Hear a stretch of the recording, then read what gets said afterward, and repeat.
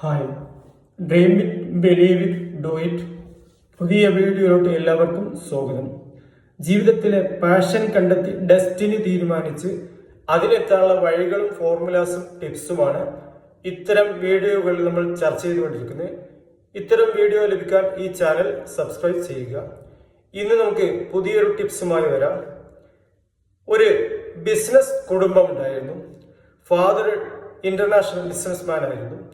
ഫാദറിന് ഒരേ ഒരു മകനുണ്ടായിരുന്നു.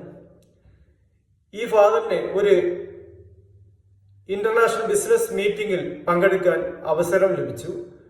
പക്ഷേ ഫാദറിന് മറ്റൊരു പ്രധാനപ്പെട്ട ഫംഗ്ഷൻ ഉള്ളത് കൊണ്ട് ആ മീറ്റിംഗിൽ പങ്കെടുക്കാൻ സാധിച്ചില്ല. അതുകൊണ്ട് തൻ്റെ മകനെ ഈ മീറ്റിംഗിൽ പങ്കെടുപ്പിക്കാൻ തീരുമാനിച്ചു. മകന് ആവശ്യമായ വിമാന ticket, high class ticket book ചെയ്തു.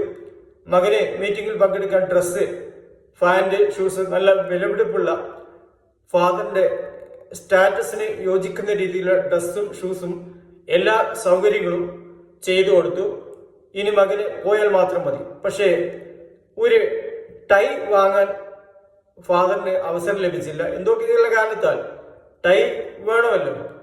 അങ്ങനെ ടൈ വാങ്ങാൻ 1,00,000 രൂപ ഈ മകന്റെ കയ്യിൽ വെച്ച് കൊടുത്തുകൊണ്ട് നീ തന്നെ പോയി ഒരു ടൈ വാങ്ങിക്കോ.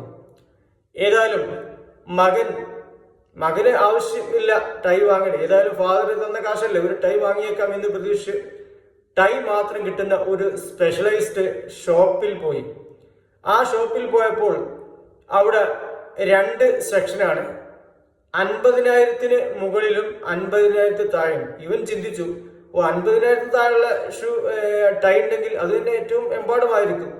ഏതായാലും ഇവനൊന്നും ചിന്തിക്കുക, ബാക്കി പോക്കറ്റ് മണിയായി സൂക്ഷിക്കാമല്ലോ. ഇവൻ 50,000 താഴെയുള്ള സെക്ഷനിൽ എത്തിയും.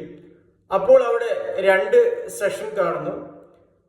10,000 മുകളിലും 10,000 താഴെയും.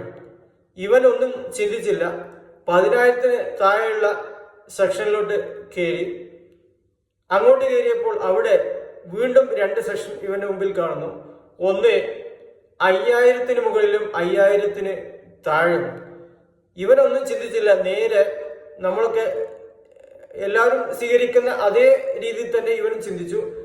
നേരെ 5,000 താഴെയുള്ള സെക്ഷനിൽ കയറി.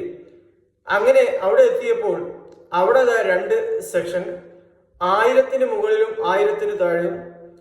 അപ്പോഴാണ് അവന് മനസ്സിലായി 1,000 താഴെയുള്ള ടൈ ഒക്കെ ഈ ഷോപ്പിൽ കിട്ടും എന്ന് അവന് ബോധ്യം വന്നത്.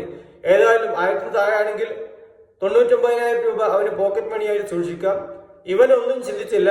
നേരെ 1,000 താഴെയുള്ള സെക്ഷനിലോട്ട് പ്രവേശിച്ചപ്പോൾ അത് ആ ഷോപ്പിന്റെ പുറത്തോട്ടുള്ള ഡോറായിരുന്നു.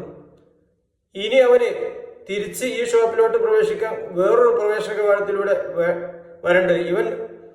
ഇവൻ അവിടെ വീണ്ടും ആ ഷോപ്പിൽ കയറിയില്ലേ മറ്റൊരു പ്രശ്നം. ഈ സ്റ്റോറിയിലൂടെ നമുക്ക് മനസ്സിലാകുന്നത്, നമ്മൾ ജീവിതത്തിൽ കൂടുതൽ ആളുകളും സ്വീകരിച്ചിരിക്കുന്ന സിസ്റ്റം ഫോളോ ചെയ്താൽ കൂടുതൽ ആളുകൾ എവിടെയാണോ എത്തിപ്പെടുക ആ മേഖലയിൽ തന്നെ നമുക്ക് എത്തിപ്പെടാൻ സാധിക്കുകയുള്ളൂ. മാറ്റം വേണ്ടത് പോസിറ്റീവായി മാറുക, എങ്കിൽ മാത്രമേ നമുക്ക് ലക്ഷ്യത്തിലെത്താൻ സാധിക്കുകയുള്ളൂ എന്നാണ് ഈ സ്റ്റോറിയുടെ ഗുണപാഠം. ഇത്തരം വീഡിയോ ലഭിക്കാൻ ഈ ചാനൽ സബ്സ്ക്രൈബ് ചെയ്യുക. മറ്റൊരു പുതിയ വീഡിയോ വരുന്നത്. Thanks all.